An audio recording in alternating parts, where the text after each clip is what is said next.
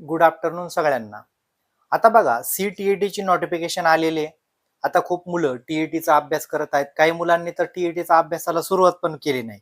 मग अशा लोकांनी CTETचाच अभ्यास करा. तुम्हाला 100 दिवसापेक्षा जास्त कालावधी यावेळा भेटत आहे. आता मोठ्या प्रमाणात काय होतं, कोणीतरी तुम्हाला सांगणार आहे असं पण मिळतात का सोपी असते परीक्षा, अशी असते परीक्षा, सोपीच असते आणि काही गरज नाही.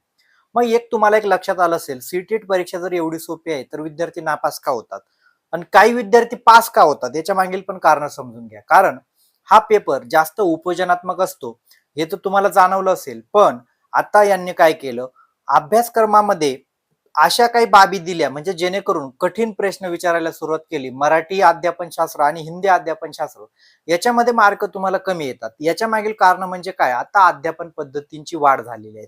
आणि जे मुलं तुम्हाला सांगत होते का फक्त अध्यापनशास्त्र बघ आणि पास होतं, आता तसं होत नाही. कारण अध्यापन पद्धती मराठी आणि हिंदीमध्ये वाढल्यामुळे काय काय व्हायला लागलं, थोडे विद्यार्थी आता नापास व्हायला लागले. जरी ते प्रमाण वाढलं असेल, ज्या विद्यार्थ्यांचं पासिंगचं प्रमाण वाढलं असेल, हे विद्यार्थी बॅच घेतलेले असते. बॅच घेतली असते, बॅच मधून काय केलं जातं, एकन एक पॉईंट त्यांचा कनेक्ट म्हणजे पूर्ण अध्यापन पद्धतींपासून तर पूर्ण पॉईंट त्यांना उपलब्ध करून दिले जातात. आता मोठ्या प्रमाणात तुम्हाला युट्यूब चॅनल दिसतील, हिंदी असतील, बॅच चालू झाले.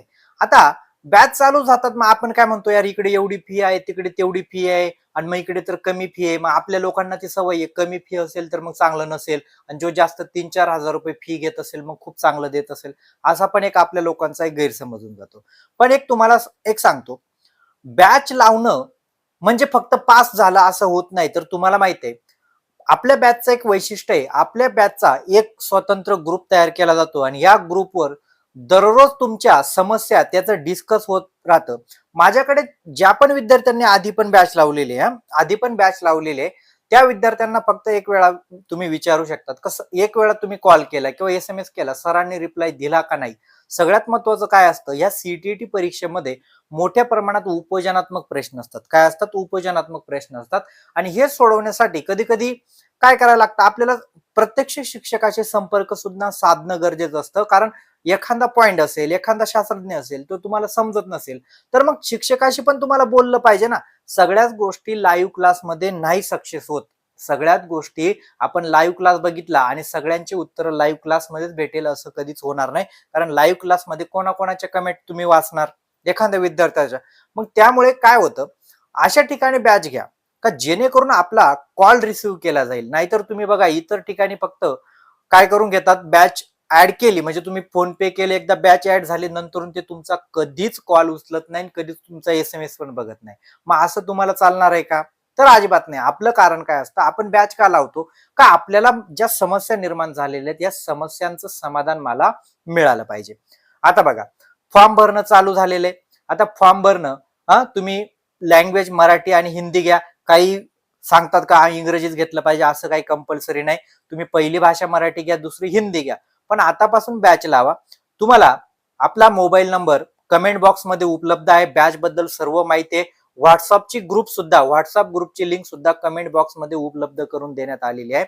आणि मोठ्या प्रमाणात विद्यार्थी नापास काय होतात माहितीये का, का वारंवार तेच तेच व्हिडिओ. आता हे काय करतात, उत्तरेकडचे जेवढे चॅनल आहेत, आता त्यांच्या बॅचेस असतील ना, ते कोणी का तुम्हाला फ्री द्यायला आहे का, डायरेक्ट 100% अभ्यासक्रम फ्री मध्ये उपलब्ध करून देईल, तर कोणीच उपलब्ध करून देत नाही.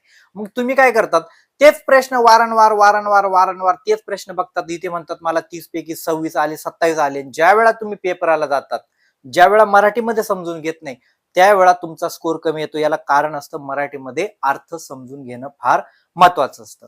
त्यामुळे आतापासून अभ्यासाला लागा. आणि ज्या शिक्षक असतील, जे शाळेवर काम करत असतील, ज्या महिला असेल, मी तर म्हणतो महिलांनी CTETचीच तयारी करा. TET मागे अजिबात जाऊ नका. कारण TET तुम्हाला माहिती आहे 2 ते 3% निकालावर थांबून जाईल. म्हणजे हा पण वेळ जायचा आणि परत अभ्यास करायचा. चालेल, व्हिडिओ लाईक करा आणि जास्तीत जास्त विद्यार्थ्यांपर्यंत पोहोचवा. मोबाईल नंबर आणि व्हॉट्सअप ग्रुप तुम्हाला कमेंट बॉक्स मध्ये उपलब्ध होऊन जाईल. काही अडचण असेल तर केव्हाही कॉल करा, केव्हाही कॉल करा. ही तुमच्या सर्व समस्यांचं समाधान हे केलं जाईल.